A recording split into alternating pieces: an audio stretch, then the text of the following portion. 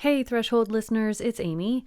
For a few months now, we've been telling you that we're working on season 4 of Threshold, but not really telling you the topic. And I'm going to fix that today, sort of. I'm going to tell you a story of something I did several years ago, something which very nearly had disastrous consequences, which is kind of a metaphor for what season 4 is all about. So this is kind of like a pre-trailer trailer. A strong hint. First, though, I just want to remind you that we are in the final weeks of our annual fundraiser. We're aiming to raise $50,000 before the end of the year. It's a big goal, but we're really close, and we really need you to help us hit it. We've got some special matching funds that have been pledged, so whatever you give will be doubled. If you're inspired to help us keep making our unique audio documentaries about some of the most important issues of our time, please go to our website, thresholdpodcast.org, and click the donate button.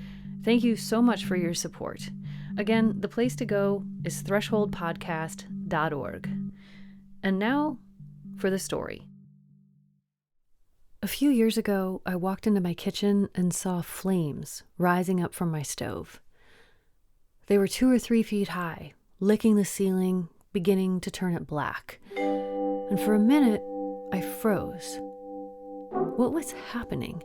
How could this be? I remember thinking how quiet it was. I had just been in the other room, right around the corner. How could I have been oblivious to this? And yet, there was the undeniable proof in front of me.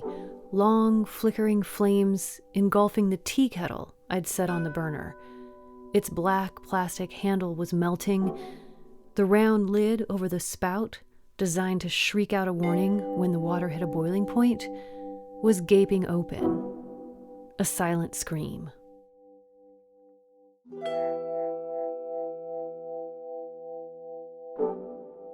Back in the 1980s, some scientists walked into our global kitchen and said, "Hey, there's a fire here." And for over 3 decades now, we've mostly been standing there watching it, stunned into inaction. Not all of us. Some people have been trying to sound the alarm. Others have been busy devising ways for us to put it out. And of course, some people have spent their time trying to convince themselves and others that there's not really a fire there. But many of us have just been sort of paralyzed, unsure of what to do, and struggling to really take in the information. Meanwhile, scientist after scientist has entered the kitchen and confirmed what the first one saw. Yep, it's a fire, and it's a scary one. And it's getting bigger.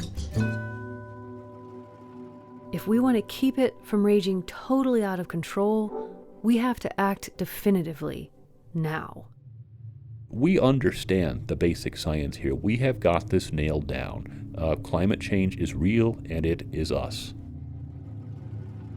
I know you already know that the climate crisis is urgent.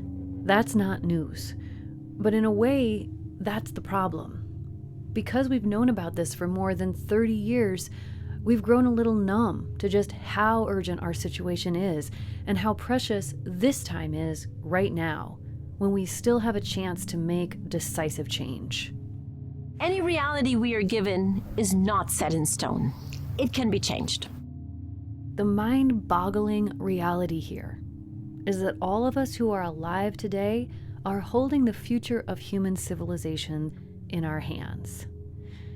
That's such a ridiculously huge statement, it's hard for me to even say it.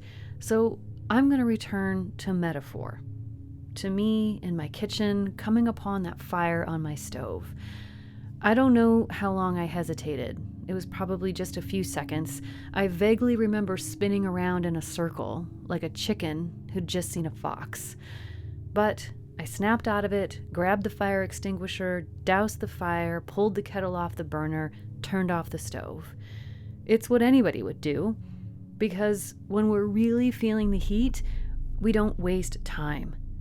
We stop fighting with the truth and with each other. We pull ourselves out of paralysis. We get to work. Yeah, we can do this, and there's just no reason not to do it. Could this be the moment when that same instinct kicks in on a global level? Maybe. Maybe we're finally done standing there staring at the flames, wondering what the future holds, or pretending that what we're seeing isn't real. Will we finally take action? And will it be enough? Soon enough? So we're in uncharted territory, and we have to embrace it. We can't sort of shy away from it. That's what Season 4 of Threshold is all about. We're planning to start releasing in just a few weeks. Stay tuned.